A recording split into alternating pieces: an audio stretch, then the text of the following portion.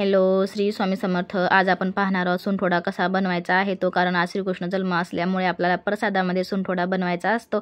ते कसा बनवायचा ते तुम्हाला आजच्या व्हिडिओमध्ये सांगणार आहे. स्किप न करता शेवटपर्यंत बनवा. आमच्याकडे सुंठोड्याशिवाय आमच्या पूजेला पूर्णत्व येत नाही. कारण सुंठोडा आम्ही घरी जरी नाही बनवला तरी बाहेरून आम्ही आणत असतो. सुंठोडा खाऊनच संध्याकाळची पूजा आमची संपन्न होत असते. चला पाहूया आपल्याला काय काय लागतं साहित्य.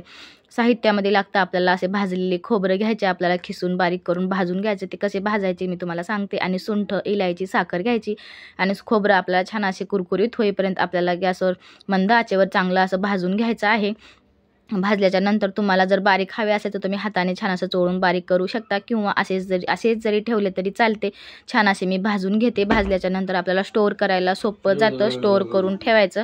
सर्दीसाठी पण खूप छान आहे हे रेसिपी, तुम्ही ट्राय करू शकता. छान भाजलेत आपले खोबरं.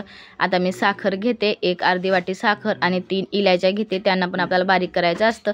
पाहू शकता आपले खोबरं छान भाजून क्रिस्पी असे छान झालेले आहेत.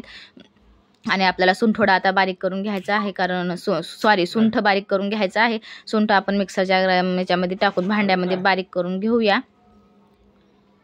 आपले सुंठ इथं बारीक झालेलं आहे. आपले सुंठ बारीक केल्यावर त्याच्यामध्ये असं निघते ते काढून घ्यायचं आपल्याला थोडंसं फिरून. आणि ते थोडं बाजूला काढून घेते ते मी सगळं साहित्य. आणि आपल्या या झालेल्या खोबऱ्यामध्ये मिक्स करून घ्यायचं. हे पहा असं निघते. आपण हे काढून बाजूला ठेवायचं. बाजूला काढून घ्यायचं. हे चांगलं नाही लागत खाताना आपल्याला.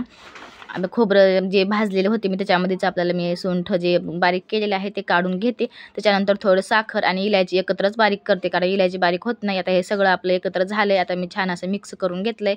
आता हे मिक्स झाल्याच्या नंतर आपल्याला एका वाटीमध्ये काढून घ्यायचं. मी एका वाटीत काचेच्या काढून घेतलेल्या आहे.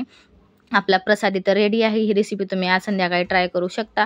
श्री स्वामी समर्थ सगळ्यांना. जर तुम्हाला व्हिडिओ आवडला तर सबस्क्राईब आणि शेअर करायला अजिबात विसरू नका. बाय बाय सगळ्यांना.